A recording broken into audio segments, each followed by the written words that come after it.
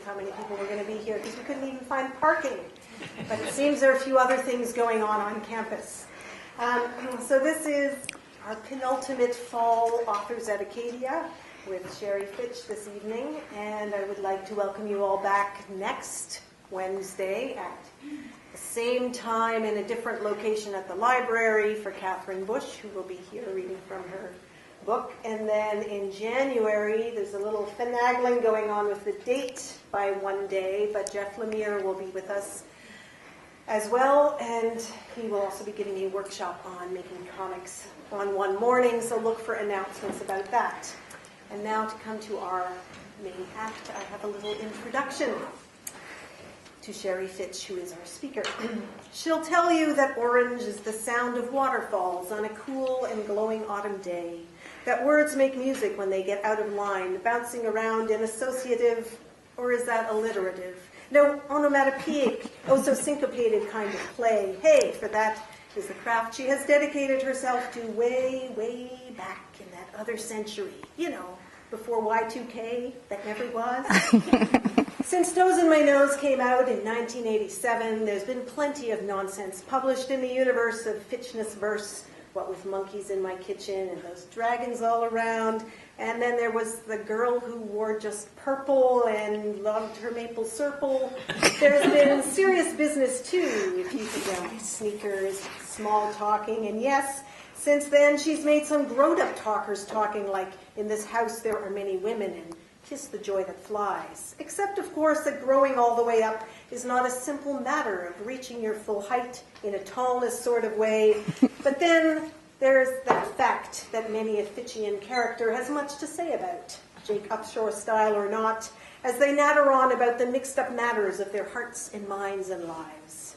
And this writer Fitch knows what she is talking about, due to years of experience, commitment, passion, and curiosity about reading and writing and literacy, about people and feelings, and then their learning variations and complex individual wiring and communications. Yep, she must be pretty good, because universities keep handing her extra degrees on account of all her very important advocacy work that runs alongside her now long row of publications and good works, or what some learned types call literary production. But now I must stop enthusing and talking this funny kind of talk so that I can let our esteemed guest and wordsmith, the creator of utterature in both theory and practice, who writes for and about green, blue, and gold readers, yes, I must let her speak to you about how it is done, this writing thing, and why it matters. What parts are hard as helmets, what parts are light and fluffy like fleece or feathers, and why it's right to write. Please welcome Sheree, the two-finger typing poet Fitch, with unabashed anticipatory applause. Thank you. How is that for an introduction? She gives the best introduction. She introduced me when they called me Dr. Fitch here, and it seems to me that was in poetry, was it not? It was in pure poetry, which I think that was. Thank you, Andrea, and thank you for all coming here tonight. I don't mind talking at all. The only time I mind talking is when they have, hi, I see people I know. This is good. I see people I know here. Is when it's a university. Hi, Wendy. I see Chris. I like that Miss Romper Room person. I see you and I see you. It's good for me to actually look at the audience because I do see there's children in it, and I won't start with the joke I was going to start with. So that's great. I am really, really happy to be here tonight and to talk about, I guess I want to talk about joy. The poet John Chiari said that children's poetry was serious joy. And once I saw somebody call it that, I felt okay. I didn't feel crazy anymore because I remember pounding my desk and going, that's it, that's it, that's it. And I take my nonsense seriously. I really do. And partly I do because I came to this university, and I'll get to that in a minute. But I always say, in a world that makes no sense to me, making nonsense makes sense. And truly, I could almost say that that's my theology. I could almost say that, to me, making nonsense, creating verse for children or for adults is like making a joyful noise. And that's all it really is. But I do spend hours and hours and hours and hours, even after all these years, going, does the blug guggle or does the guggle bluggle bluggle? So I'm going to talk tonight about, I guess, how I grew up to be a writer a little bit. I thought I'd give you a little bit of a slideshow. I'm going to read you from Night Sky Will Ride and maybe take some questions and answers and try not to bore you. But I'm going to begin with a poem. Simply discombobulating, jumbled up and mumbling, topsy-turvy tumbling, tipsy tummy tied in knots, spiral gyro spiraling, swiveling like anything, absolutely apple-carted downside up. Simply discombobulating, jumbled up and mumbling, topsy-turvy tumbling. In other words, I'm dizzy. I'm dizzy with the day. And so falling in love with the word discombobulating ended up being a poem called Simply Discombobulating, Jumbled Up and Mumbling. And for me, every word is a poem. And for me, I hear words like musical notes, which means when it comes to writing a novel, it's a real difficulty thing. Okay, it's like, okay, you can't do that every sentence, right? So so I do hear words like music. And I really think somebody once said that a poet was just a lazy musician or somebody who couldn't play something, and I think that might be me. I could only play my voice. So I'm going to talk a little bit about how that jumble and tumble of syllables is actually a kind of kinesthetic thing that happens, but also show you that anybody can do it too. It's just who wants to grow up and spend 55 hours going, does a blug guggle or does a guggle blug? Only certain people do that, and there might be something to be said about why they do, but I will get to that in a minute. This image right here, it's kind of weird, Andrea and I discovered today. Last night when I was getting the final stuff on looking over what I'd put in the last couple of weeks, I went, oh, I have to add something. And so I went looking through my files, and I found it, and I put it on. And then she saw it today, and she went, oh, my goodness, I got to show you something. And she had taken that image from our website and put it on a poster that she was talking about one of my books in at a conference. And what's amazing is that was the wedding present that Hillary Thompson gave me. So if Chris knows, and a lot of you will know, of course, Jody, you know, and Wendy, you know. So today I thought I can't start talking here at Acadia University without telling some of you who know her and some of you who didn't know her about Hillary. So Hillary Thompson, when I was looking to go to graduate school, I wanted to study children's literature. But in the English department, at a master's level, there was no place in Canada at that time that did that. It was always in the library science department or an education department. But not that many English departments would allow the study of kitty litter, of course, in their English department.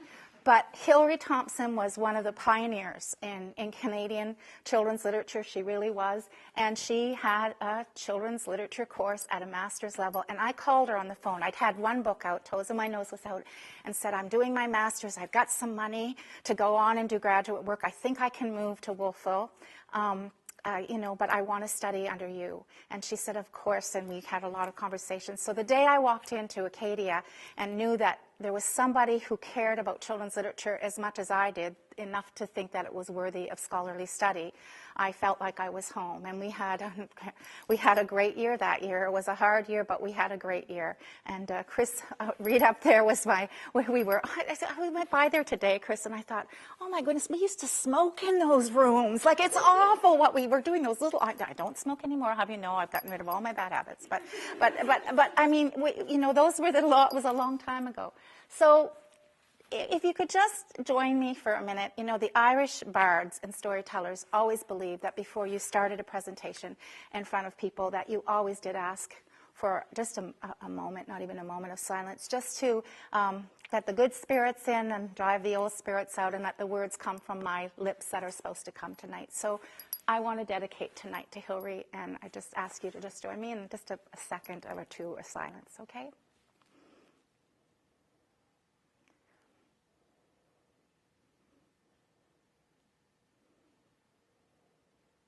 I think Hillary would be very happy and is probably smiling down tonight. Okay, so now you're going to get the story of how I started in nonsense. So okay, there I am.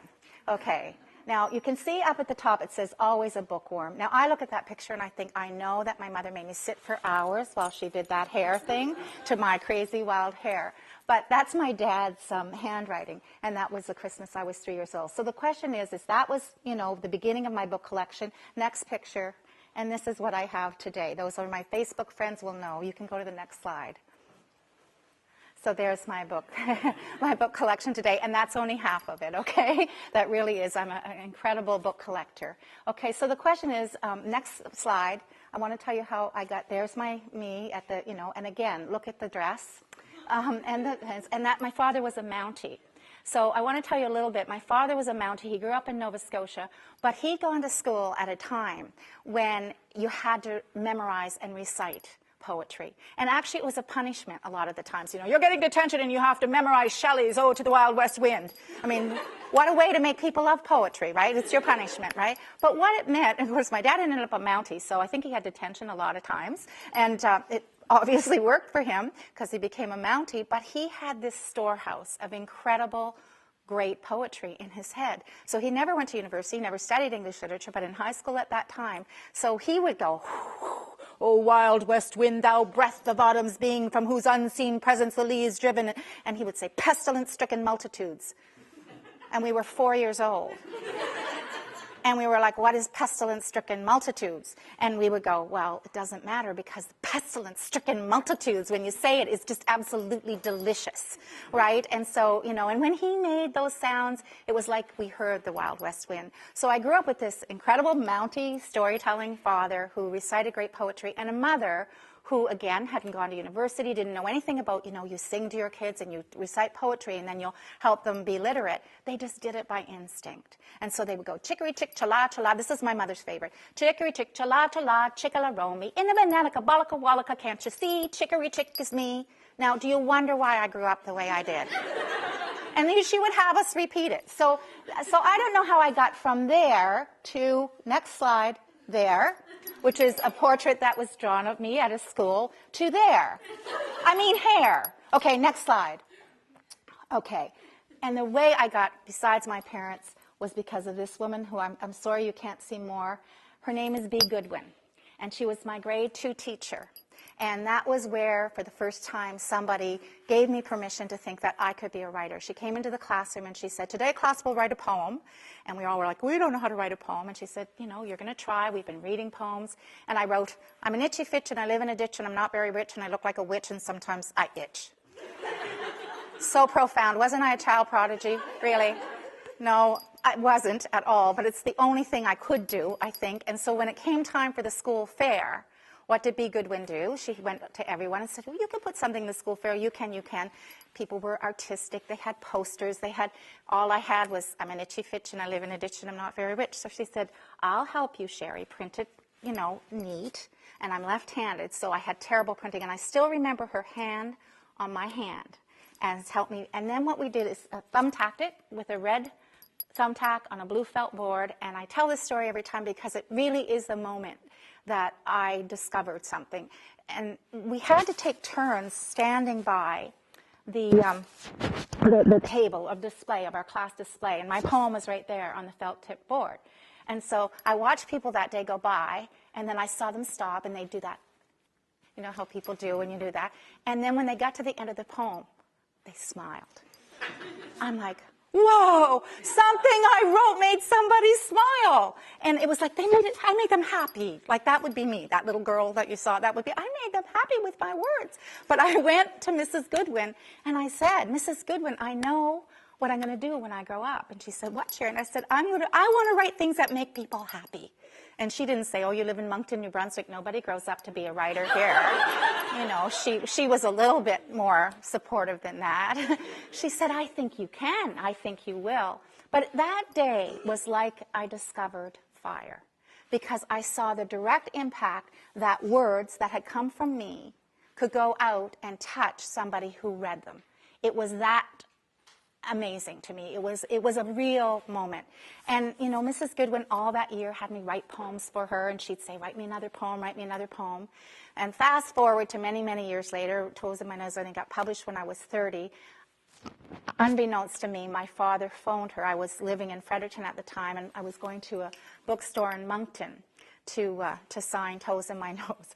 And I'll just pretend this is Toes in My Nose. And so I'm sitting down, and it's true, people don't understand, but there's a weird introverted, extroverted part of me. And I was very nervous in the store, and I was signing books, and I was like, thank you, and I was signing them, thank you. You still can't believe it's like my book, and it's real, and it came out, and oh my goodness, and I'm signing books in a bookstore, but you're like, oh, okay, it's really happening. And then all of a sudden, somebody put their hand right there and said, before you sign your book, I'd like you to sign my forehead. And you know what I had to do? I had to turn and look, like make eye contact with that person. And I looked, and I was like, Mrs. Goodwin! And that was it. And you know what she did that day? She said, I have something to show you. And she opened her purse, and she still had 3 poems that I had written for her that she had kept that day. And that is what I call a permissionary person that comes along in your life and gives you permission to do what you hope you could do. But I just wish you could see her beautiful eyes. And actually, she just passed away a year ago, and I had kept contact with her after we met there. But she really was before her time, because it wasn't really that common at the time where teachers were saying to students, you can be a writer too. That was really pre all the time when we said that authors and children could be authors. But I'll never forget her saying that, and I looked at the poem, I'm like, really, I wrote them? And she's like, yes, and one was, dandelions are golden buttons in the grass. And I'm like, that's really good. Like, I did that when I was 7. And she's like, and you can't have them either. They're mine. And as far as I know, they're somewhere in her boxes, because she never gave them to me back. So, okay, next file. So then, okay, I went through a whole lot of my life where writing wasn't cool. Only being a jock was cool. I didn't want anybody in high school to know that part of me. And I do remember I joined the track and field club at the same time I joined the creative writing club, and I would like sneak down the hall like this so that none of my jock friends would know that I was going to the creative writing club. And then the second time that I went to a creative writing club, I met a boy, and then that was over. So next slide. But I did write again one more time, and it was the valedictorian of Fredericton High School. So if you can look and see, honored guests, teachers, parents, friends. And first of all, I would like to thank the graduates for the honor of delivering the valedictory. Also, I want to congratulate them on their bravery. Yes, bravery. For it has been said, courage is what it takes to stand up and speak, but courage is also what it takes to sit down and listen. And I think what was my opening joke, like bad, right? It's like bad. So, but I remember. So you can go to the next one. And there I am actually giving this speech. Sheree with her short hair, and I think I'd really overdosed on the sun, don't you think so, a little bit there? But I'm showing you that because that was an opportunity for me to start to embrace I wanted to be a writer. I didn't know how to do it, and I decided to go into nursing. I was in nursing 2 months, and I had gone into nursing because I said I really wanted to help people, and I called my mother, and I said, Mom, I know I really wanted to help people, but these people are all sick. I want out. Well, I got out, but not exactly the way I'd planned. If you go next to there, that's my first son, and I was within less than a year of giving that valedictory address. I was a very young mother, and that's basically a next slide because of him, and next slide, and because of the other one that I wrote that book. Okay, so Toes in My Nose actually came from everyday things that happened in our house. And I wish I could say to you, like, I hadn't studied children's literature then. I did still love books and writing. I did a few reviews of books because I wanted to get free books for my children. But I got the inspiration from the everyday things that happened in our house. So I'll give you an example. My son wanted to make a peanut butter sandwich. Okay, so he got out the peanut butter and he got out the bread and he made a peanut butter. He put honey on the bread and he got all stuck up. And he had said to me, don't you help me, Mom, I want to do it by myself.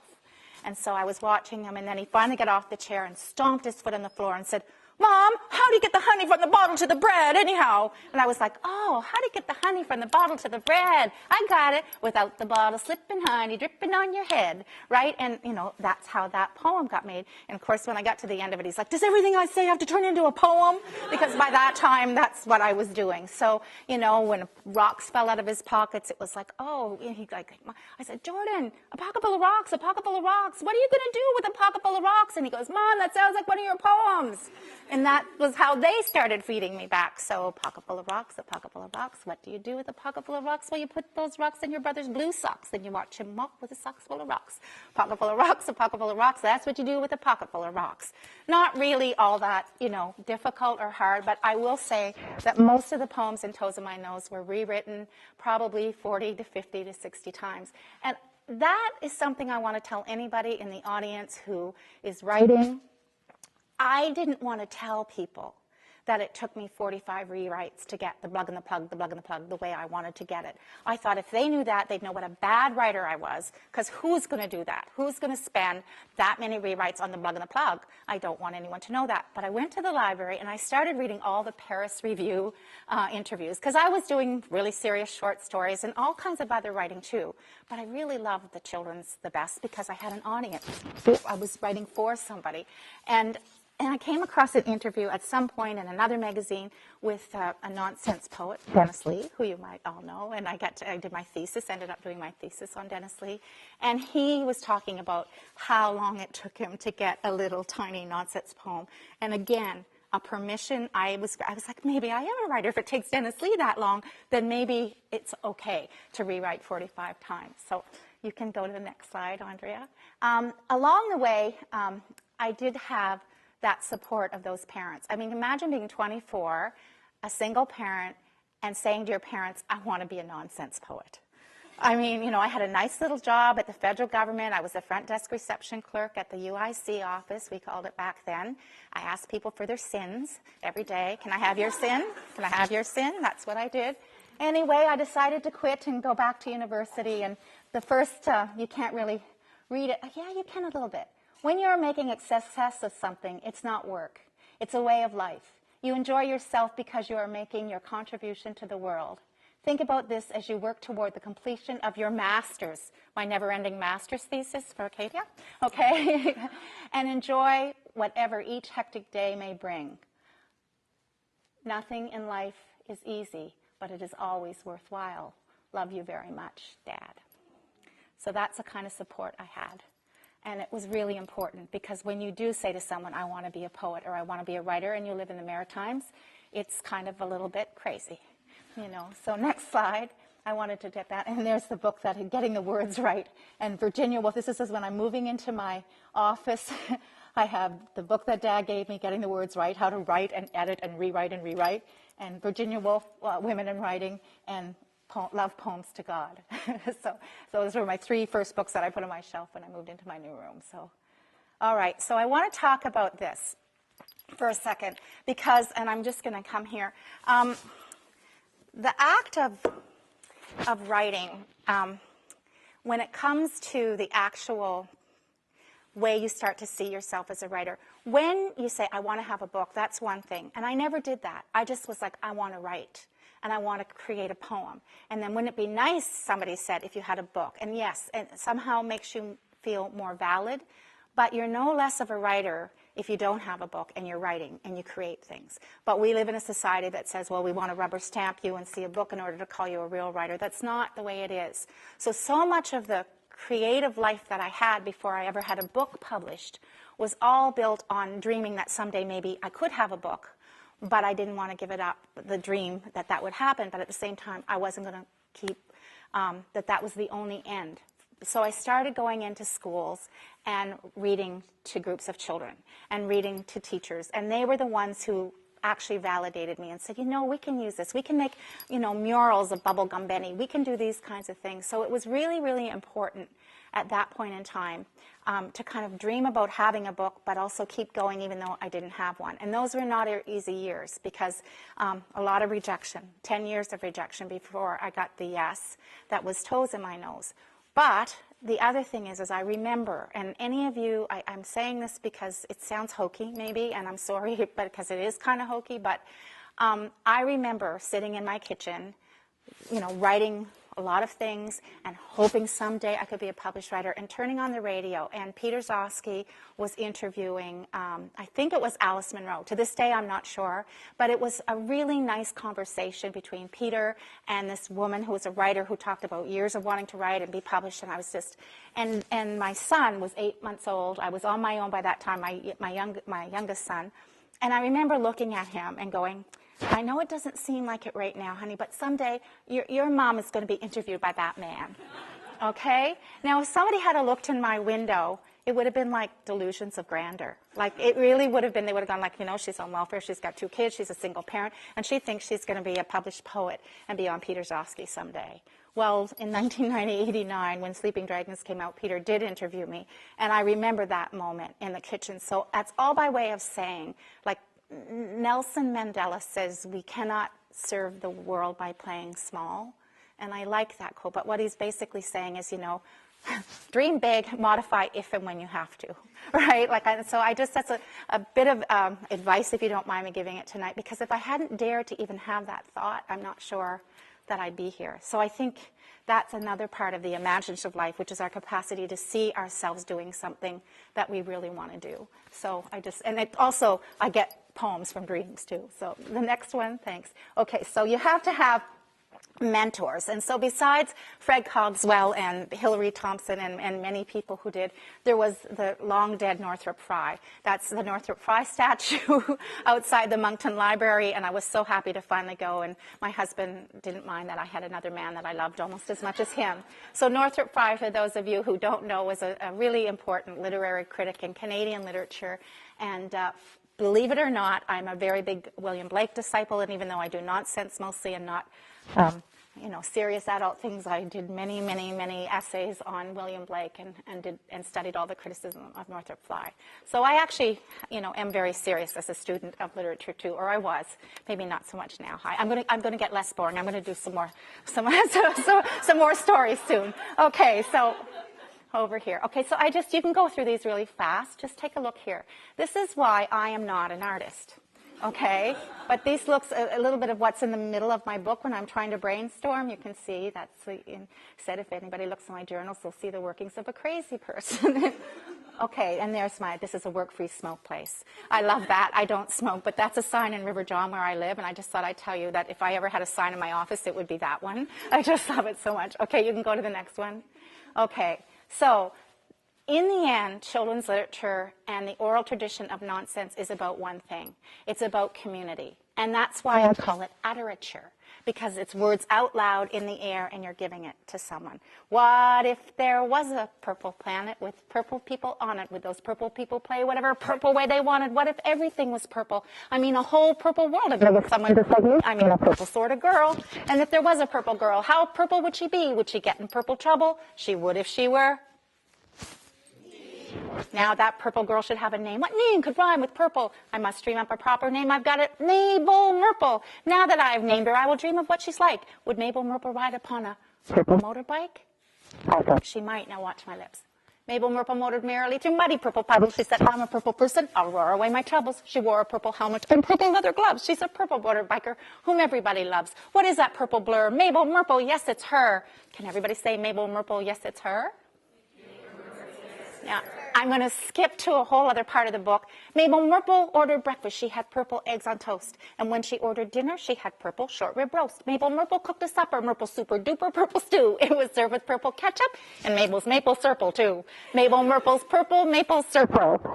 You should see your faces.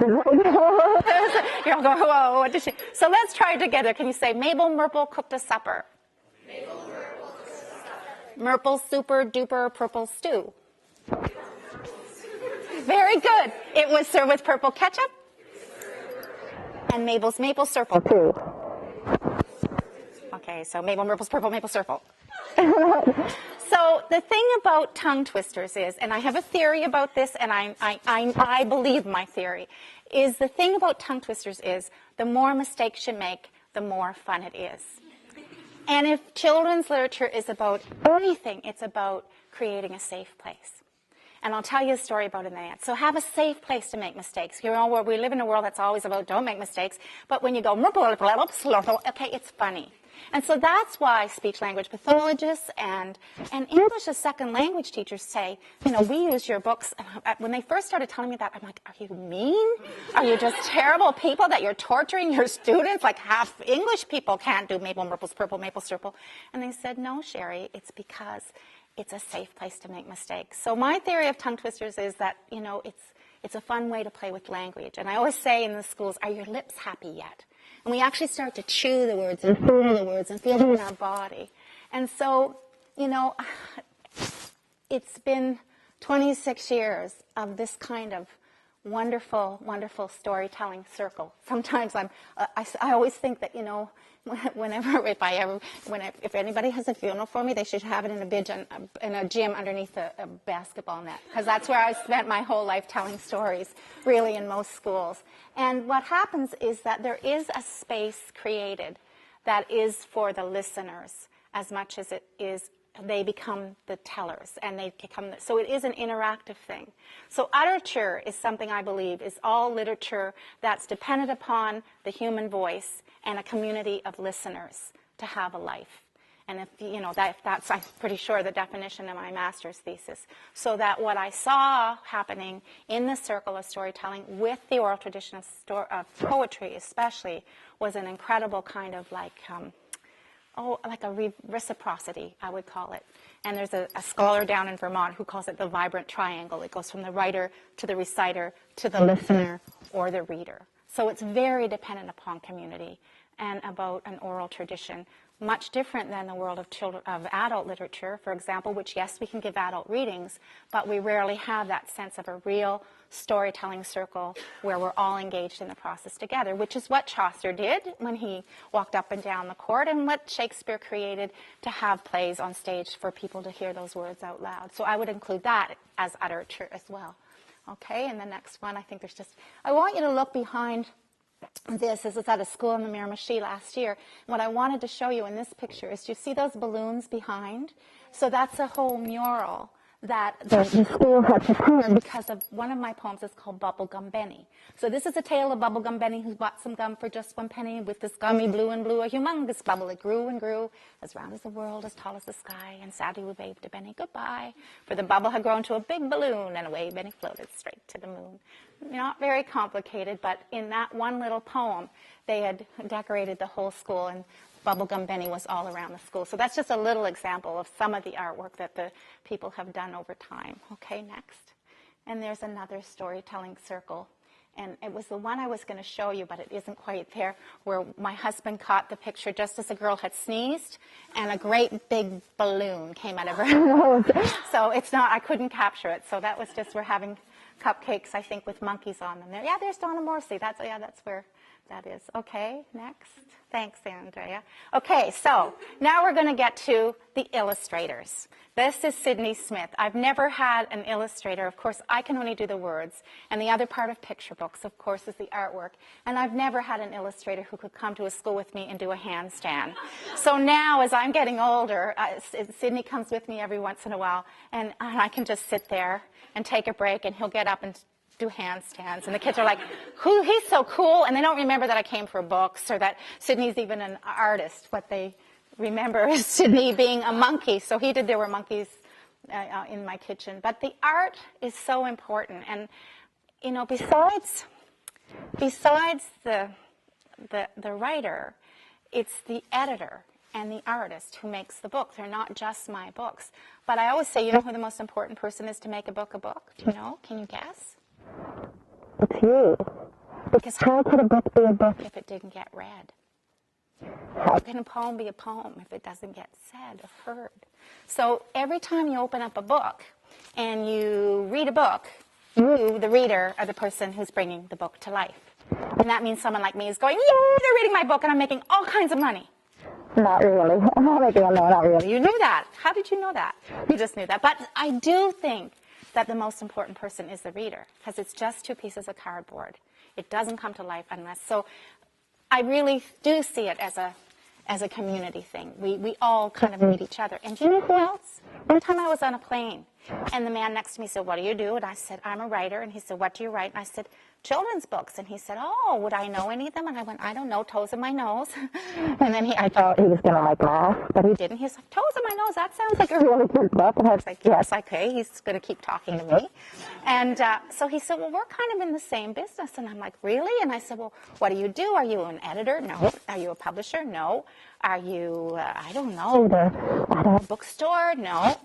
I said, well, what do you do? And he said, I'm the man who sells the ink to the publishers who publishes your book. And I thought I used to think of everyone, even the trees who give their paper, but I'd always forgotten about the ink man. So you see, it takes a lot of people to make one book, and Sydney's just one. One of the things that has been my really, really a gift to me is traveling because of teachers who've somehow found my work and known that I've worked in other cultures, and I've had a chance to travel. These are just 3 beautiful students in Bhutan, in the country of Bhutan, and I went there in '94 and then again a year ago. Took Sydney with me, who you just saw there. And so it was an amazing thing to teach writing in a country that's just beginning to be a written culture. They would still say they're not. It's an oral tradition in their culture. School came in 1963. The geography of the country, it's in the Himalayas, in the mountains. And so I went from one end of the country to the other back in '94, doing readings in all the little village schools, and have some wonderful pictures from them. And then I've worked with writers there to try to get them to start to tell stories for Bhutanese children, by Bhutanese, and not, because mostly their literature's been British and from India. And so to start to have an indigenous literature for Bhutanese children by Bhutanese writers. So I've had the really, really wonderful opportunity to do that. And that's using nonsense. It's really fun because I go, as red as, and they will go, a monk's robe? And I'm like, no, a monk's robe. As red as a monk's robe. Okay, we're working with that, right? But I'm like, whatever happened to as red as a rose? Like, no, it's not there. As red as Doma. What's Doma? Oh, this is the kind of thing that we chew here, right? So working in a different culture as a writer and a teacher is a really incredible experience, too. And they thought that sleeping dragons all around was really cool. They did. So next one, Andrea. There's one of a student. How is that for a writing workshop? Hey, Christine, look at that backdrop. That's great. Okay, the next one. And that's me lighting candles at a monastery there. So I actually do stay quiet sometimes. Okay. Next one. Okay, if you could wear my sneakers. Those are the first pair of sneakers my son had. If you were me and I were you for just a day or maybe 2, then maybe you and maybe me would see the me that you were too. You see, the you I see you try to be never ever speaks to me. See, if you knew the me I am, or I could know the you be, I think we would eventually discover we liked broccoli. Yeah, we could form the broccoli bunch, invite each other out to lunch, share our little broccoli trees, cover them with melted cheese. But you pass me by without a smile, as if I were a crocodile. Then look the other way in case you see the me that's in my face. If you could wear my sneakers, you might have to plug your nose, and I could wear your shoes even if they scrunched my toes. Then maybe you and me could see the us we never got to meet, the you and me that might have found more broccoli to eat. So that book, If You Could Wear My Sneakers, was the first time I actually decided to take a commission to write a book. And you do that as a writer because you need the money, for one thing, when somebody comes in. UNICEF came and said, Sheree, we would really, really like you to write a book on children's rights in the United Nations Convention on the Rights of the Child. And we want you to make it your funny way you do. And I said, it's too serious and I do nonsense. And so how can I take something that's so serious and do nonsense about it? And they said, but we really think you can. And so 3 times I told them that I couldn't do it. And then as I was sitting down to write them the letter, because they kept saying, oh, no, read a little bit more, think a little bit more. As I was sitting down to write a letter to them, tell them I tried and I just can't do it. You need to get another writer. A little elephant walked into my room. It gave me a poem about peace. And I thought, well, what if I use animals, which is anthropomorphizing animals, which a lot of people don't like, but I do it, and I have no problem doing it because there's a whole other fantasy world that I believe in that you can go to. So I did. I used animals to try to play with words, to kind of be linked to the rights of children. That's in the United Nations Convention on the Rights of the Child. So that was a really interesting moment for me because I realized I could write from inspiration, like there were monkeys in my kitchen, they were climbing up the walls, they were dancing on the ceiling, they were bouncing basketballs, really came from my sons coming and bouncing their basketballs in the kitchen. And I went, you 2 monkeys, get those basketballs out of here right this minute. And they're like, they're not monkeys, Mom. I'm like, yes, you are, there's monkeys in my kitchen. And I go, oh, there's monkeys in my kitchen, right? Or I could find a way to connect myself with something when somebody asked me. And a whole different world of writing opened up for me then, that I could actually find a way in another way. when somebody asks me to. They said, we want a book about something that you think is important. So if you go to the next picture, in that book, in the United Nations Convention on the Rights of the Child, there's a poem about, being regarded as not different, right? If you could wear my sneakers. And so I go to a lot of schools and I work with a lot of children. And we had a lot of fun at that school with those socks, let me tell you. So next one, I'm using a book about animals is because I relate very well to very many animals. And some would say I actually resemble animals at times. Okay, next one, next slide. Now, here, after the If You Could Wear My Sneakers one, UNICEF came to me again and asked me if I would think about writing another one, and I couldn't at that time, but I was working on a poem, and it goes back to Mrs. Goodwin again, and it was about the snow. I've always, always, always, always loved the snow. Can you pick out which one is me? Can you see me in that picture?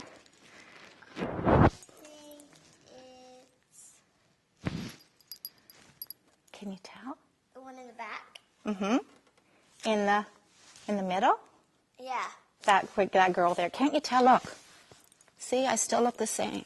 All worried. All worried.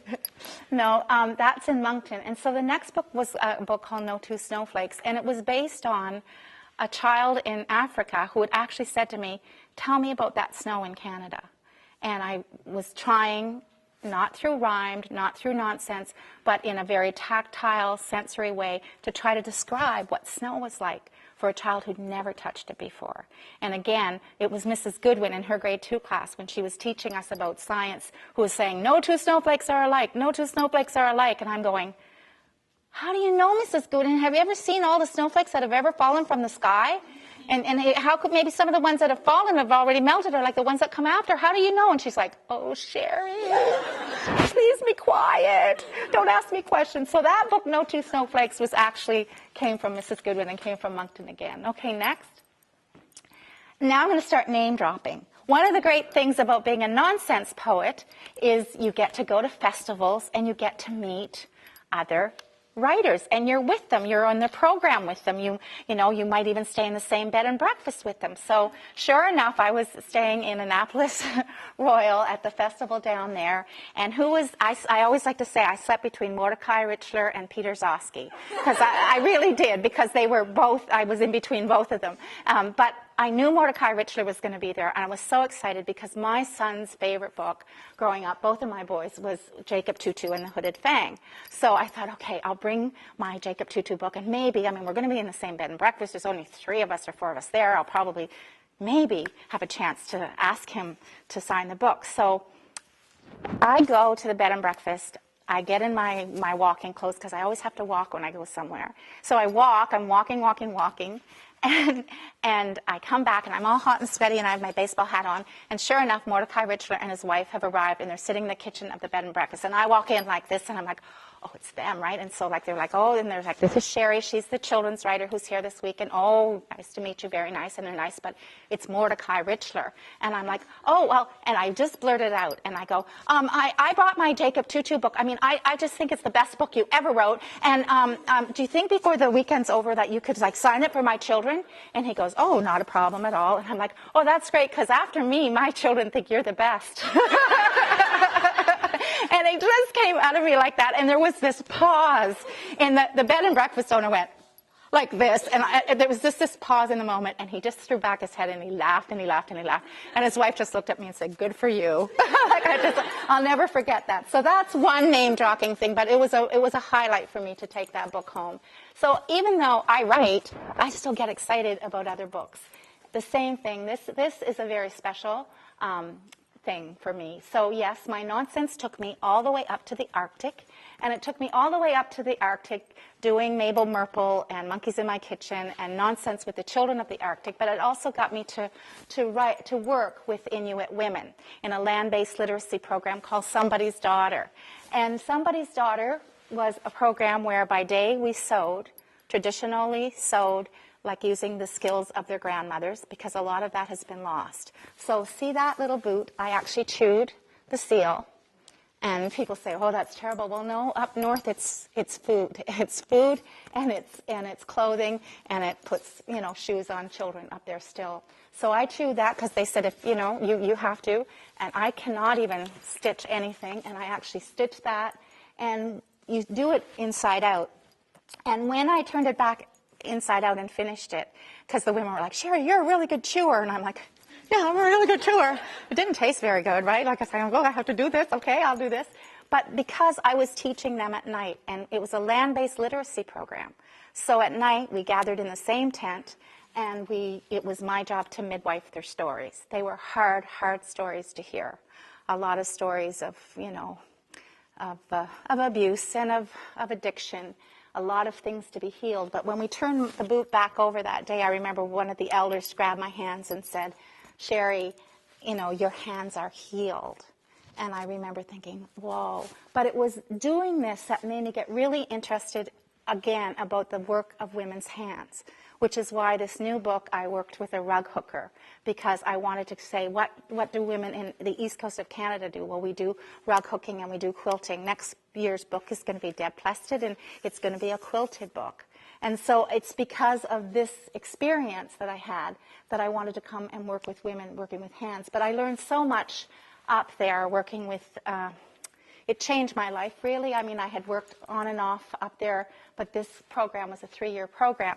And on the 3rd year, when I was up there, Bernadette, who ran the program, who'd been one of my students from Arctic College years before, called me and she said, Sheree, you've been doing this out on the land, far away from, we didn't have any phones, nothing. We were way out there.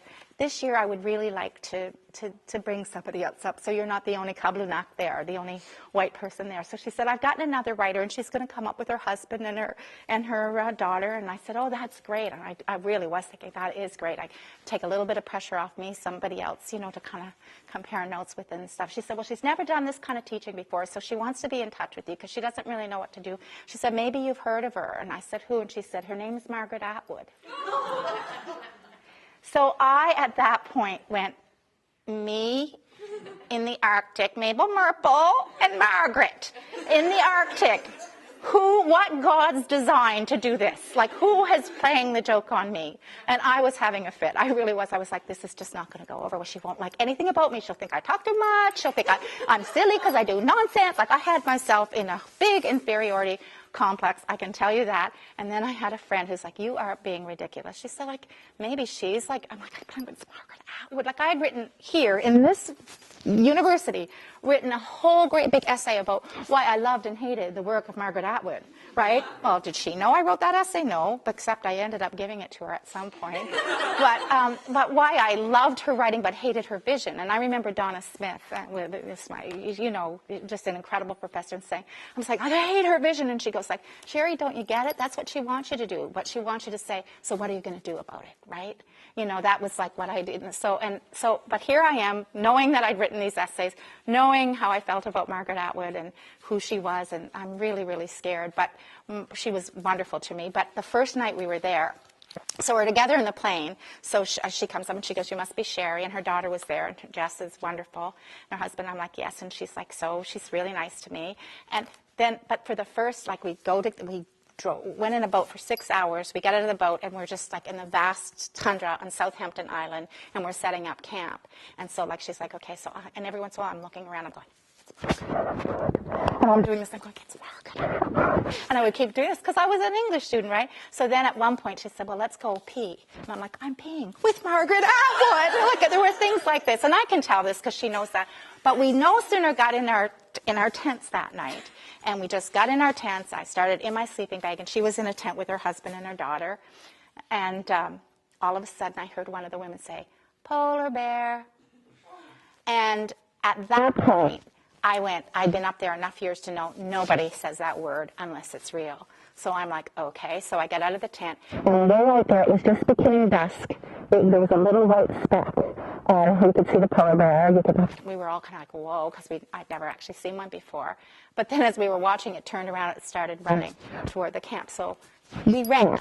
Okay, we were running, and there was a hut. And so everybody was running towards the hut. And there was Margaret. And I'm like, I'm running from a polar bear with Margaret Atwood. How Canadian can you get?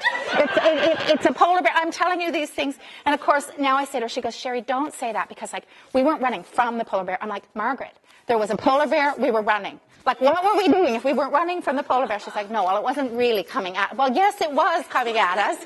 And that, but I always tell her too, and she knows I tell this story. This is the only story I tell about her. But at that point, it was our first night, and I went, Polar Bear Margaret, Polar Bear Margaret, which way do I run? I was so afraid. But it turned out well. But the reason I'm telling you that is, in that context, in teaching like people with low literacy skills, what do you think had the most effect in joining us all together? It wasn't some, big, serious, sober thing, even though the stories we told when we were writing were serious and sober. It was picture books. It was poetry. It was becoming, again, like children. And because the women were so visual, the picture books worked well. And so the first night, I remember Margaret reading, and I said, read up in a tree, like read the tree. Of course, they had never seen even trees before. So, and it was just so wonderful to see them become again like children. And she was excellent, really, really excellent with them. So next one, that's just to go back. Now, here's an example of how this is, again, a book I wrote about a little boy who, I don't say in the book what he has. I mean, he could be autistic, he could be dyslexic, he certainly has a learning disability. This is something that both my children, I don't call them disabilities, I call them learning variations, learning differences, but both my sons struggled a lot in school. And so this is the TA, this is the teacher's assistants down here. But this is based on this little boy, the thing that he does when he goes to school is he puts rocks in his pockets and he holds the rocks, and that makes him feel better. It's his touchstone, literally. And that's a true story. I've actually met this little boy who'd done this, and this actually happened. He put too many rocks in his pockets, and he went to recess, and on the bell rang, he was running, and his pants fell down. Now, when I read this in a school, Ian stopped, stone still. Somebody laughed. Ian did his big rocks in his head, his pants fell down, his face was red, shredded turban. He was the fastest player and leader in the whole class. Shh, Mrs. Dingle said, that's enough. Her voice was hard as burnt marshmallow. That's the teacher. But then go to the next slide, and you will see what a teacher has done by taking the book and using it as a point of departure for a child's own artwork. So just go back. Okay, there's Ian, and now go forward. And that was a girl in Moncton, at a school in Moncton, and I have that. She gave that to me. And that's the kind of thing when I say the book, when you're a writer of a children's book, it really isn't yours once it goes into the world. It goes in, and to the creative teacher who uses it in the classroom, there's all kinds of activities that are springboards. They can be songs. They can be choreographed. What do you think? Do you think that I stink? Said the skunk. Do you think that I stunk? Yes, I think that you stink, but I think for a skunk that you smell incredibly well. Okay, that's a tongue twister, and that's a pig talking to a skunk. And I went to a school where they'd done a whole choreographed do you think that I stink? And they were all little skunks. I mean, who knew that they were going to do that? And there were monkeys in my teacher. They did ballet. And there's so many things that really, teachers are my heroes, and it really is endless, the possibilities that a creative teacher can bring to how they bring the books alive.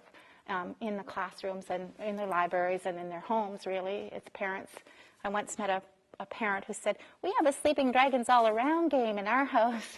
And my husband's the dragons, and my kids grew up with that. And that's just an amazing thing. But that's, again, it's beyond you. It's not about you. Right? So next.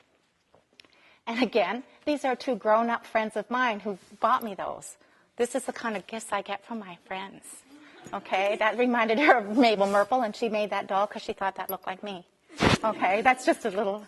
And so there is a grade 1 teacher, and I didn't give you a very good picture of that. So that's Monkey from There Were Monkeys in My Kitchen. But that doll is a Mabel Merple doll that a grade 1 teacher knit and starts every year with her poetry unit with a Mabel Merple doll. And we might think, well, this is silly and it's cute, but it's actually an amazing thing.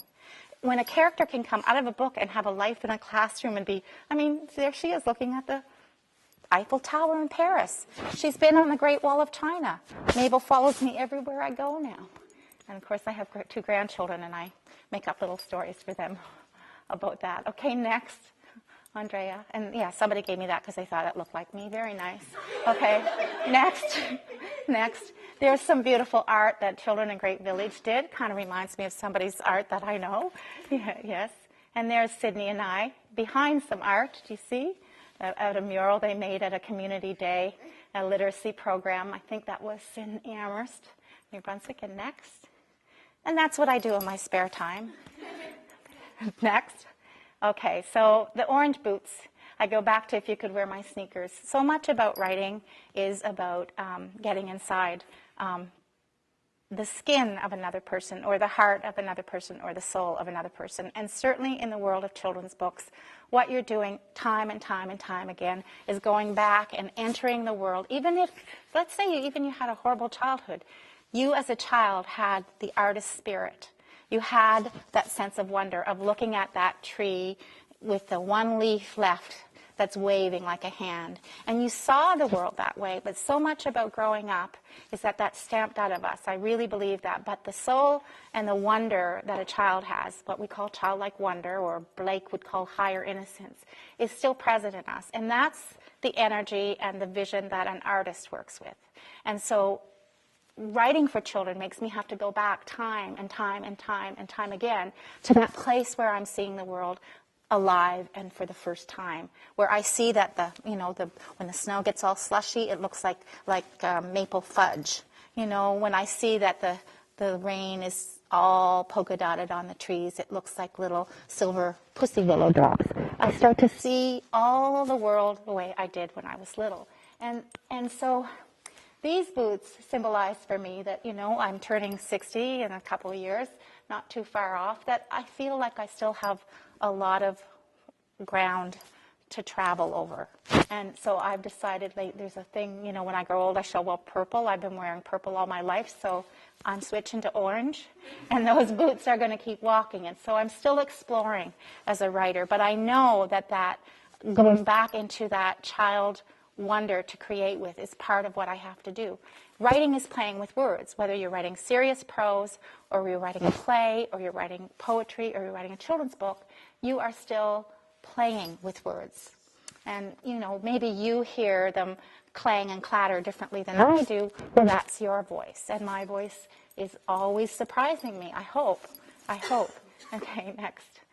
I wanted to show you. So the book I'm working on right now is about gardening. And it's no wonder that the first couple of poems are all about dirt. Okay, I just thought I should tell you. So I'm still trying. I don't have little children anymore to inspire me, but I'm still not just writing a book, I hope, ever for the sake of I have to write another book. I have to get a book out there. It always, I hope for me, comes from a place of this is what I have to say. And I have to say it, or I have to sing it, or I have to chant it, or whatever. So in the next one, and so that is me. And we're going back to the beginning again, and my brother. And so in a minute, I'm going to read you a story that is about my brother and I, and I'm going to talk to you about it. I just want you to look at that. Sheree and Sean. Okay, and the next one. And having been blessed with children, I discovered that the law of love could best be understood and learned through little children. And I take that to mean all the children I have. Whether you've given birth to children or not, we all can learn, I think, still, the law of love through little children. And I think it's significant it says little children, not 12-year-olds and 13-year-olds. But we learn so much. They're my greatest teachers still. So I love that expression. That's on the shirt I have. And there is an up-close look at the Hooked Rug by Deanne Fitzpatrick in this book, which has just come out, which is a chant. And I might get a chance to read that in a minute. We'll see. But it's quite unique. I've never seen this in a children's book before. It's quite joyful. It matches the poem. And finally, this is the end of Pocket Rocks, and I just want to read this to you for a minute. This story is a true story, although I changed it some, and Ian Gooby is a real boy, although I did not use his real name, and I'm the storyteller who found out Ian's story of the rocks and the falling down pants, but I do not have squashy hair or wear polka dot suspenders. I do have piles of rocks in corners all over my house, for I have learned that rocks, like stories, have secret worlds hidden inside them that make me feel safe. So what stories do for me, and what they've always done for me, is they make me feel safe. In the book, there's a mouse in my house. The little mouse tells stories, keeps telling stories so that the boy will not, kill him. And at the very end, we find out that the mouse's name is Scheherazade. And the boy says, she's even taught me how to tell some stories of my own. As long as we have stories, we will never be alone. And I think that's why I tell stories. They make me feel safe. They make me feel not alone. And when I tell them to people, that's even better. So I'm going to tell you a story now called Night Sky Wheel Ride. And that's a story based on, I showed you the picture of my little brother. When my brother and I were probably older than in that picture that I just told you about, we used to go every summer to the herring choker picnic outside of Chester. And Doretta, David would remember this. So it was called the herring choker picnic, and it was held in a farmer's field. And it was just like a big potluck and picnics, and we did fish in the pond and all that kind of stuff. And from somewhere every year, and I don't know how it ever got there, there was a Ferris wheel brought in every year to this farmer's field. It must have been a rickety old Ferris wheel when I think of it. I don't know, it was in somebody's barn. But every year, I'd say, Dad, can I go? Mom, can I go? Can we go? No, you're too young, you're too young, you're too young. And then I finally remember the year that my brother and I finally got to go on the Ferris wheel. So that's kind of, where a Ferris wheel has in my imagination. But I went to the movie Atonement. How many of you saw that movie Atonement? It's kind of going to make a sense of how my imagination works. I thought this would be a good example. So in that movie, it's a powerful, powerful movie about war. There's a scene where they go into town. And in the background, I don't know if you remember this, in the background there was this one flash of a Ferris wheel, and all the drunken soldiers and things were kind of hanging off the Ferris wheel, and in the foreground was all this destruction. But I saw that Ferris wheel in the back, and I went home that night from the movie, and I said to my husband, it disturbed me, that movie, a lot, but I said, what I can't get rid of is the juxtaposition of all that mayhem and destruction and chaos and kind of macabre state that everybody was in, and then the Ferris wheel, which was so brilliant, and if you caught it, because it was certainly a symbol of all the innocence that had been lost and such a juxtaposition, and it bothered me. So I couldn't get to sleep that night, and I thought, they just ruined Ferris wheels for me. They just totally ruined Ferris. I have to take my Ferris wheel back. I have to take it back and put it in a good place in my head. Like, that's kind of what happened, as I was so upset that somehow that image and that movie had taken something that was so joyful to me and turned it in a way that so I had to take it back. I had to take my Ferris wheel back. So I sat down and I went to my old book, Merry Go Day, and there was the beginning of a Ferris wheel poem there, and I took it and I stretched it out and I condensed it and I mixed it up, and by the time morning came, I had my Ferris wheel back. And of course, I dedicated it to my brother, because it really is, and I'll read it to you now, about a girl and a boy, and you'll see how different the artwork is in that. It's not realism in it. So, Night Sky Wheel Ride. Nighttime falls on the fairgrounds. Darks glitter, sparks adair. Are we big enough this year, Mama? Are we brave enough, brother? Sister, are you ready to fly? Standing in line, we wait. At last we're the ones at the front of the gate. Are we big enough this year, Mama? Are we brave enough, brother? Sister, are you ready to fly? First stop, cotton candy shop. Round, round, round, a sugar cloud spun. Melt sticky quick on the tips of our tongues. Are we big enough this year, Mama? Are we brave enough, brother? Sister, are you ready to fly? There it is. The wheel, the whirling wheel, the squealing wheel. We are big enough, Mama. We are brave enough, brother. Yes, we are ready to fly. This way, hop up to knee knock, rockety rock, swiggle sway, creak squeak, ritchety ratching, up, up, up. A one, a two, a whoop-diddy-doo. Let the spinning begin. Woohoo! Wow, upside, downside, hang on tight now, up, down, inside, nights, wild, wheel, ride. Sky is ground, as sky is ground, as sky is ground, as sky is ground, is round, round, round. Then stop. Swinging, swaying, staying up top the stopped Ferris wheel. Dizzy dazed, we gaze up. Feel the moon's breath on our faces, soft as dandelion fuzz. No, don't look down. Not yet, brother. Let's play a game of dot to dot with Orion's stars instead. See out to sea, sister? Shh. Can you hear the mermaids murmur? beluga whales sing. Feel the whirling stir of every little humming phosphorescent thing. Now blink, wink eyes to the ground. The people way down there are dancing jelly beans. Strings of light slither in and out, zigzag, crisscrossing, glowing caterpillar rows. Hello! Mama, can you see us? Mama, are you there? Mama, aren't we brave? Flying way up here. Back and forth we swing, sway, this away, wish away, sleepy-eyed, night sky, rockabye. Too soon the wheel begins to groan. Our bellies flip-flop, somersault, cart by cart, squeak, creak, we drop back down, down, down to earth. Mama, we did it. Mama, we flew. Sister and brother, mothers and fathers, and all of the others in the whole wide whirling world. We are fizzy with the dizzy reeling, fuzzy with the Ferris wheel feeling. Now and forever, a part of the sky. The end. And then there's, I think, yeah. That's beautiful artwork there. Now, my brother never got to see that book. So I saw the cover of it the day that he was diagnosed, and the interior artwork came on the day that he passed away. And now when I read that, and I tell you that just because it seems so amazing to me that, you know, I still have a part of my brother every time I read this book. And I look at, the artist didn't know anything about my brother, and some of the kind of features of that book.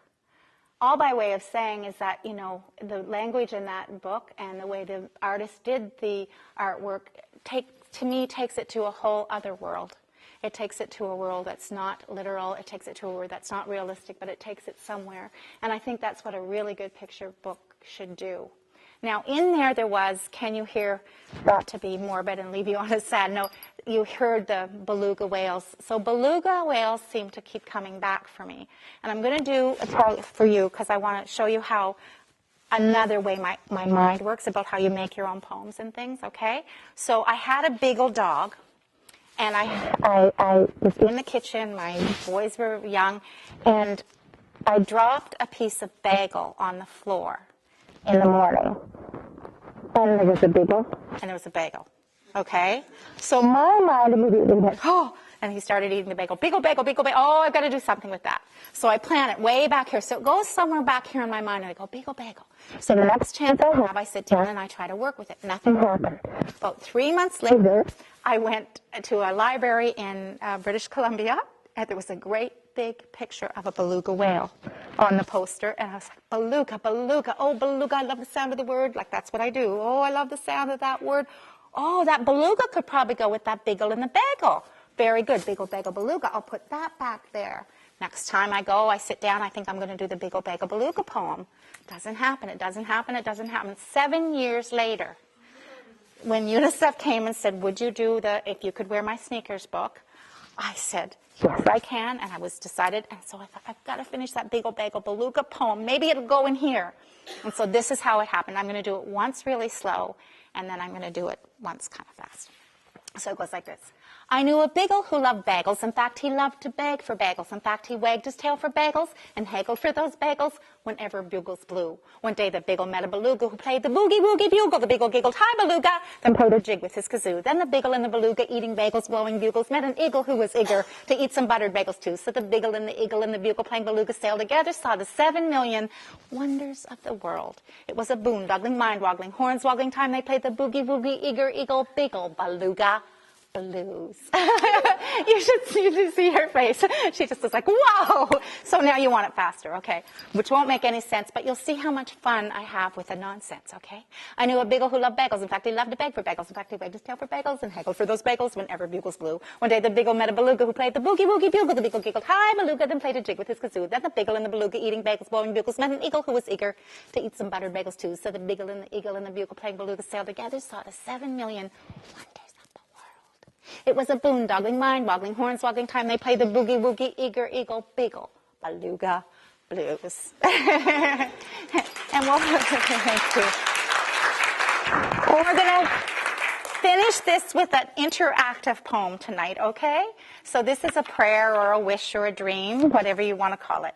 So I'm going to say one line and I'd ask that you do it back, okay? May no cats get in your sandbox. May your frisbees always spin. May your fridge be filled with oranges. May you love the life you're in. May your teddy bear be fuzzy. May your rainy days be wet. May your teachers tell you stories that you never will forget. May your fingernails get dirty. May your underwear stay clean. May your monsters all be friendly. May your grass be mostly green. May your world spin topsy-turvy. May you love from inside out. May your parents hug you always. May they hardly ever shout. May your enemies eat sugar. May you play the Superdome. May your friends be slightly crazy. May you always have a home. May your popsicles stay frozen. May your dreams be true and deep. May you close your eyes and snuggle. And always have a good night's sleep. Amen. The end. Thank you, everybody. You can write this. Thank you. Thank you. So, any questions? I'd love to take questions. Questions? I didn't time myself, so it was at good time. I know that people are so tired at night. I saw a few people sleeping. I was going to jump up, and it's okay. I won't tell anybody. Yes, thank you. Do you have any? I mean, it seems to me the learning from kids is so important, and unfortunately, adults without kids need this in to be a healthy society. That's right. And it seems at times we lack that. Do you have any thoughts about how we gain that in the adult world, not in the... No, I know. And look, I could talk to you about this forever because I think for a long time I thought that I was doing this for my children. And I realized that after my children outgrew my work and my poems and things, that it was something that I had to do for me. And I've watched so many times how adults in a room enjoy the silliness and the nonsense as much, if not even more so, than the children at times. And so I have this real theory that, of course, as we get older, that somehow we equate sobriety and seriousness with intellect and maturity and all that kind of stuff.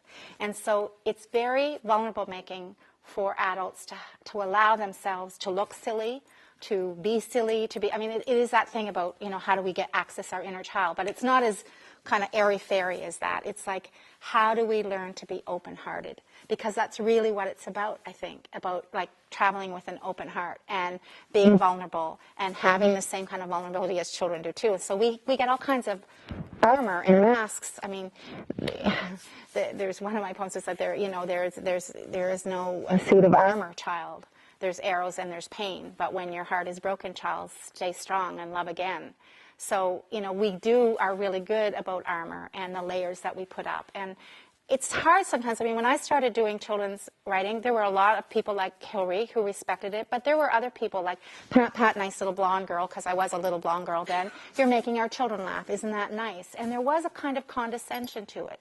And there was a kind of hierarchy that the older the child was, the more serious it was. So if you taught high school as opposed to preschool, there was a level of somehow difference in terms of professionalism either. So we live in a culture that really doesn't, I think, allow us to value that special space that belongs to the child. The people that are in that world do, but you're right about adults.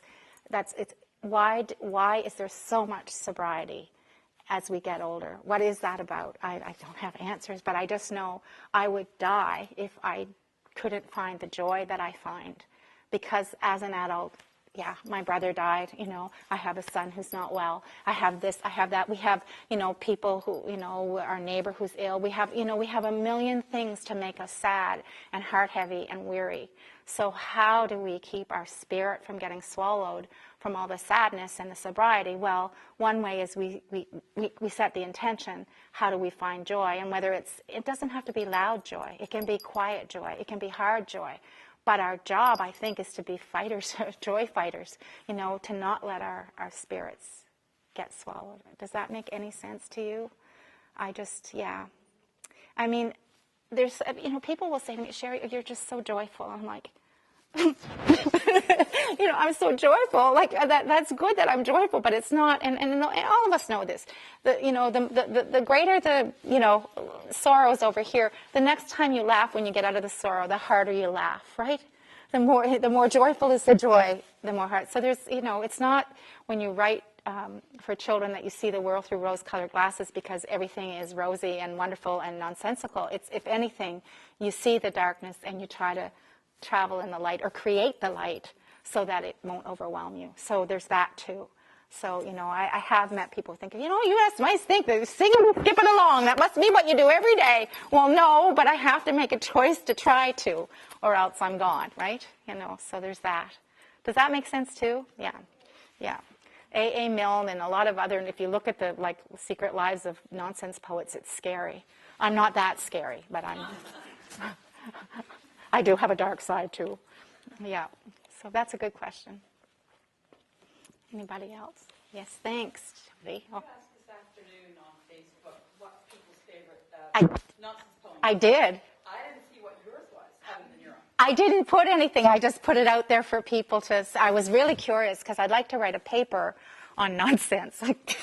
It's like, write a thesis on nonsense, which is basically what I do. And people say, what's your thesis about? I go, nonsense. And they go, okay. So but I was curious to see if I got any answers, so we'll see. Yeah, Jody and I are Facebook friends. We met on Facebook, and I do like Facebook because it's practice writing, but it can be addictive. You have to be careful. Yeah. You had your hand up, yes? How many books have you written? You know what? I'm very embarrassed. I actually haven't counted lately because they're all different, right? There's a lot now, but some are little books and some are booklets that I did special for people, and some I did I don't count the Scholastic books. Isn't that funny? I'm like, okay, I did some books for Scholastic, but they're Scholastic books. It's a different thing. So I think it's 30 around there. Yeah, I think it's about that, and there's some for adults and stuff, but I'm not exactly sure. I will go home and count them, okay? Because I should know I don't. I'm missing Mary Godet. I gave it away. And I don't have it. Mom has a copy, though, my mother. Anybody else? Yes, thanks, Wendy. Hi. My husband wants to know if you're staying at the inn in town where the owner told you you'd never make enough money. Oh, that's right. Well, the owner was right about the money part. I was at the remember. Say it again, Wendy, what you just said. Am I staying at the inn where the owner told me what to say? That she'd never make enough money to be able to stay there. Yeah, exactly. It's true. So this is, we can go back and tell the story. So actually I'm staying at Andrea's because the university, can't afford my hotel. So, and actually other people asked me if I could stay, and I just wanted to thank them all. And, one of these times I'll stay with my cousins and stuff. But Wendy's laughing because I rented a house when I went to Acadia, and it was bought that year and made into an inn. And the man came in, it was a Christian. I can't tell the story. Probably somebody knows them. But anyway. Oh, he doesn't. Okay. So he came and he bought it, and I had to show him through.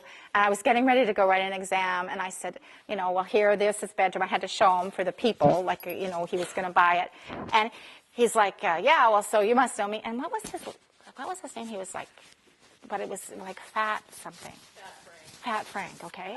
So he's like, well, you've heard of me. I'm Fat Frank. And I went, oh yeah. And no. So first he said to me, I said, oh, you're going to turn it into an inn. This would be me. Oh, isn't that great? Oh, wouldn't that be cool? I lived here this year, and I could come back sometime, and I could stay here. And he went, oh, you won't be able to afford it once it happens. So that was such an insult. So then I said, oh, that's right. And I said, so who are you? And he said, well, you've probably heard of me. My name is Frank, Fat Frank. And I went, well, you're not that fat. So remember that? Oh, it's so awful. So now you all have a little bit of gossip that I'll be slandered in that. But that's a true story. I forgot about that, Wendy. Oh, my goodness. That was true. It was real, and I really was. Like, you won't be able to afford this. And actually, he was right, wasn't he? It's true. That is something, I really did think when I started out and Doubleday took toes in my nose that I could make a living as a writer in Canada. And the truth is I've never made a living from the royalties of my books because you get 5% in a picture book. And on any given year, I've made usually less than $12,000 a year. So I've always, thank goodness for the Canada Council and readings and lectures. And that's how I've always cobbled together enough money to keep doing what I do. But I've never really had $12,000 is a really good year on the royalties of a book. So you do have to do other things. And when I meet young people and they say, well, I want to be a writer, I always want to say, make sure you have a day job because it's true. It's a very hard way to make an income living. And, when I was almost 40, I met and married Jill. Jill had a paycheck, and that made a really big difference in my life, in what I could say yes to and what I could say no to. I probably never would have written a novel if Jill hadn't come along, but because there was enough security there to do that. Now he's on a pension again, and he's on a pension, and we built a house, and so, again, I don't want to say yes to everything. I'd rather stay home. I want a sheep, and Jill wants a horse, so that was kind of always a dream that we would have that someday, so. Look out for some sheep poems to come down the road. So, anybody else? Yes? How do you work with illustrators, especially in a book like this where the words are part of the picture? I'm so glad you asked that because so many people don't understand how this works. I didn't see one of these pictures until I got the book in the mail. I wasn't allowed to. I kept saying, could I just take a peek? Could I just take a peek? No, and that publisher, that's Tradewood publisher, they also did this book, If I Had a Million Onions, and they won't let me see. They work entirely separate from the, now Nimbus, because Nimbus is a local publisher, they've reissued a lot of my other books. I've got to see the sketches as we go along with Deanne. I just gave her the poem because I knew Deanne would do exactly what I hoped would be done in this book. It's just a chant. I am a tree, this is a tree. I am a maple tree, dancing in the wind. This is a stone, I am a stone. I am a hushily breathing in light. It's for preschool children to take their body and do rhythmic things with. So it's just a chant, da-da-da-da, and once I got la-la-da-dum, ba-da-da-dum, ba-da-da-da-da-da-da-da-da, once I hear that, then it's my job to put the words to it, right? And I knew the concept I wanted. Like I thought of my two grandsons, like kind of like going outside at my house and like twirling like this and going, I'm the tree, I'm a star, which is just such a beautiful thing. And so I wanted to capture that joy, and I knew that Deanne could get it. So I saw these as we went along. But most of the time, it's the editor at the publishing company that marries the text with the art. And it's very rare that the artist will come to the writer and say, well, what do you see in your head? I'll try to take that into consideration when I'm doing the artwork, which is only fair because I don't go to the artist and say, I want it to be blue, not purple. And so they shouldn't come to me and say, I want this line and not that line. It's not mine. At that point, I give it over and I trust the editor and the publisher and the artist to bring their interpretation into it. Have I always liked the art in my book? No. Have I cried once when the book came because it wasn't the book I wanted? Yes. Did I get over it? Yes. Like a bad haircut, it grew on me. But I mean, that's the process. I've had one artist in all the years come to me and say, Sheree, can you tell me some things you see in your head? I'm interested to know. I just adore her because she actually cared enough to think, and it was the book No Two Snowflakes, and there are two beautiful pictures in that book that I said, when they're making the sand angels and the snow angels, can the kids in Canada making the snow angels be connected to the kids in Africa making the sand angels? And on the last page, can you have a beautiful black face and a beautiful white face and a whole bunch of snow? And she did that in the book. And I bought her artwork, and it's hanging in my living room because it was so close to what I hoped for that book. But that's, other authors of picture books might tell you a different story. They might say, oh, no, I put down what I wanted to see, and they followed it. So I think every process and every author has different experience with that, but that's been my experience. So, yes. You mentioned Debbie Plested. What is your thoughts? Yes, we're working together. So once I knew that I had, the idea that I got is I wanted a hooker, a quilter, a felter, and then maybe a wood carving. I wanted the work of men's hands too. So when Nimbus said yes to this one, which I was like, are they going to go for it? Well, I said, okay, the next one is the quilter. And Deb, I had already said to her, Deb, I really would like to work with you if they say yes to the hooked rug. So she was thrilled, and I was thrilled because I love her art so much. She's a fiber artist, and she does quilts, and it's so beautiful what she does. I mean, it's unbelievable what she does. So it's called Hummingbirds, Hollyhawks, Rain Boots, and Polka Dots. And it's about two children, it's about a garden, being planted. A very simple idea. Go into the garden and you gardens, and of course Deb's got a gorgeous garden. I have a little garden, not a beautiful garden, but I am somebody that because we've only been there 2 years, that like when I go into the garden and I see a zucchini, I scream. Okay, I'm like, and like everybody goes, yeah, it's a zucchini, because everybody gardens where I garden, but I'm still excited every time I see that a tomato came, or I can't get over it. So I think it's something incredibly joyful. And so I thought too, and then when my grandchildren are there, they're almost like I am, like, what's that, Oma? And I'm like, it's time. And they're like, oh, can we eat it? And it's try to get that joy of children in a garden. Or I just don't have to fake it that much, actually, that one. So Deb is going to do, you can imagine what she's going to do with that, right? So, it's going to be fun. Yeah, so I've already given her the first couple ones, which, yeah, it's so two little children starting through the cycle of the garden. And I'm making it non-rhymed poetry. I want it to be for children older than this one. So I want it to be more like free verse poetry. Yeah. So, and I'm also trying to write a really serious collection of adult short stories because it's something I've always wanted to do and I never have, but it's not coming out serious. I can't help. I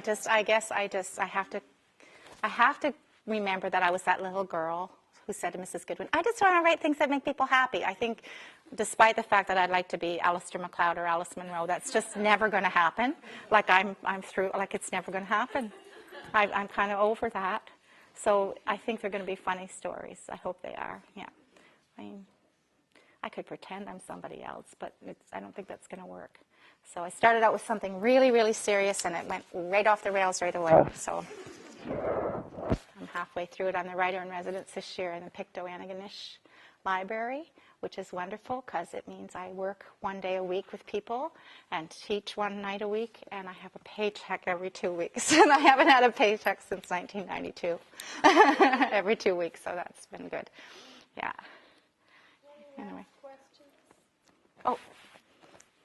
Do you know what they use for the artwork in the books? Yes, great question. If you look at the book No Two Snowflakes, it's really cool. They use chalk pastel. And people can't guess that. And it's a book about snow, so she used a real, really heavy shading with her chalk. Some people use watercolor. Some people use acrylic paint. She used rug hooking. I don't know all the different kinds of paints there are, but some use pencil crayons. So there's a lot of different artists use a lot of different things. Did you see the picture I showed you, the little boy that made the picture? It was made out of, with the pants falling down. So he did that with clay, right? And that's what Barbara Reed, a really well-known children's artist, does. And she works with clay, and I love that.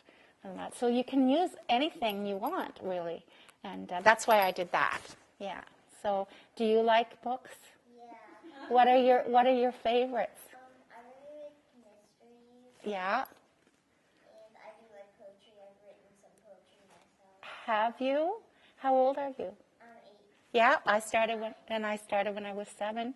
Do you have a poem in your head that you want to recite for us? You could. I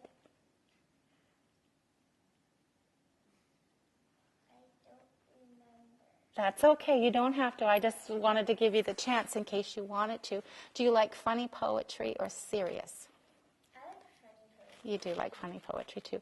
Do you know, I thought I only did funny poetry when I was little, but I found some at my grandmother's that were really serious poetry. Yeah, Nanny Fitch had one in a book that dropped out. I was like, whoa, I was really scared of the wind, I guess, when I wrote some really serious things. So, what's your favorite book right now? My favorite book? Sheree Fitch book. I'm actually not reading a book right now. I just finished one, but I don't know what I'm going to start next. Oh. Because I have a whole bunch of books. Well, I hope you keep writing, too. You know what they say, if you want to be a writer, you read and read and read, and you write and write and write. And that's how you become a writer. You have to read if you want to be a writer, for sure. So I was in Andrea's office today, and I didn't want to leave because there were so many good books there. They're amazing. So I just wanted to thank you, Andrea, too. Thank you. Okay, because I really, to have me talk about what I like to talk about. Talking about myself, what I will talk about. Thank you. Thank you so much. So there are books for sale out in the lobby. She might be persuaded to sign some. I will, but I Ask a few more questions as we're hanging out a little bit. would just Thank you for coming. want to thank Mitzi, too, for bringing the books, too. So, and I